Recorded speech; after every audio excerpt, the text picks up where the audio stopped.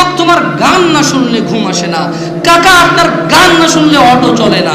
চাচা, আপনার গান না শুনলে অটো চলে না। চাচি, আপনার গান না শুনলে দুঃখ ভোলে না। বোন, গান না শুনলে তোমার হৃদয় আনন্দিত হয় না। তুমি শোনো তোমার রব কি বলছে। বোন, চাচি, আপনি শুনুন আপনার রব কি বলছে। চাচা, আপনি শুনুন আপনার রব কি বলছে।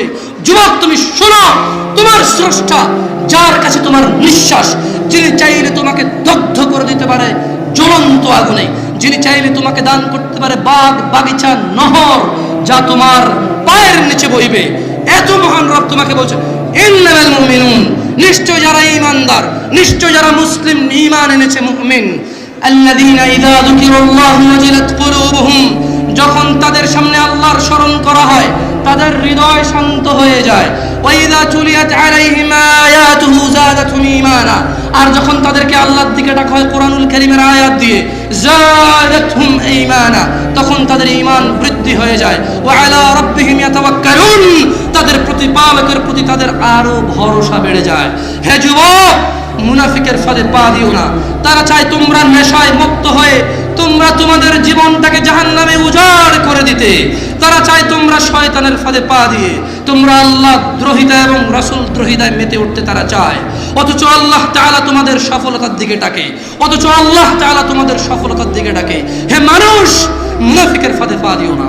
হে মানুষ, মুশরিকের ফাঁদে পা দিও না। হে মানুষ, জাহেলের ফাঁদে পা দিও না। হে মানুষ, শয়তানের ফাঁদে পা দিও না। তারা চায় তোমরা তোমাদের জীবনের সামান্য আনন্দের বিনিময়ে তোমাদের অনন্ত জীবনকে ধ্বংস করে দাও, তোমাদের অনন্ত সুখের জীবনকে তোমরা ভুলে যাও। তারা চায় তোমরা জ্বলন্ত আগুনে জ্বলো। শোনো মানুষ, আল্লাহকে ভয় করো। কিয়ামত দিবসে সব চাইতে কম আযাব যাকে দেওয়া হবে, তার পায়ের নিচে একটা কয়লা রাখা হবে জাহান্নামের। তার মস্তিষ্ক টকবক টকবক করে জ্বলবে, তার মস্তিষ্ক টকবক টকবক করে জ্বলবে। এই ব্যক্তি মনে করবে আমার চাইতে বেশি শাস্তি মনে হয় আল্লাহ তাআলা যত মানুষ সৃষ্টি করেছে আর কাউকে দেয়নি।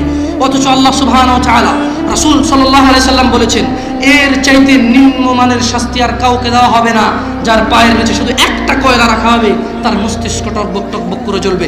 আল্লাহ সুবহানাহু ওয়া তাআলা বলেন ইউবাশশিরুনহুম, ও মুহাম্মদ সাল্লাল্লাহু আলাইহি সাল্লাম, আপনি দেখবেন অপরাধীরা যারা ঘুষ নিয়ে ব্যস্ত, সুদ নিয়ে ব্যস্ত, জিনা নিয়ে ব্যস্ত, মদ নিয়ে ব্যস্ত, জুয়া নিয়ে ব্যস্ত, মিথ্যা নিয়ে ব্যস্ত, আযানকে পরোয়া করে না, সালাতকে পরোয়া করে না, বেনামাজি হওয়াকে কুফরি মনে করে না। ইউবাশশিরুনহুম, আপনি দেখবেন ইয়াওয়াদুল মুজরিম, এই অপরাধীগুলো লাউ ইফতাদি মিন আযাবি ইয়াউমিযিন বিবানি, তারা আল্লাহকে বলবে ইয়া আল্লাহ, ইয়া আল্লাহ, এই ছেলেকে নিয়ে নেন, ইয়া আল্লাহ, এই ছেলেকে জাহান্নামে দিয়ে দেন।